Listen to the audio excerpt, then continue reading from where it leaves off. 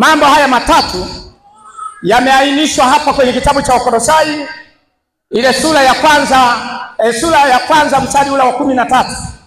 Biblia inasema, naye alituokoa na nguvu za giza na akatuhamisha na akatuingiza katika ufalme wa mwana wa pendo lake. Sasa sheria haiwezi kumwokoa mtu, wala sheria, yani kusoma maandiko, hayawezi kufukuza pepo. Yani pepo haliondolewi na maandiko mengi. Shetani au mchawi hafukuzi na kulala na Biblia kichwani. Huo ni utoto. Kuna watu wanaweka mchagoni Biblia eti wasirogwe. Mimi nakuomba utoe huo utoto.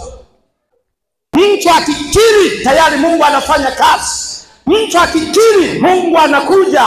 Akikiri moyo unafunguka. Yesu anasema Yesu anakuja, Baba na Mwana na Roho Mtakatifu wanakuja ndani ya huyo mtu, wanaweka makao. Maana mtu amekiri na moyo wake umefunguka, Yesu akaingia ndani, matatizo yote yanakwisha.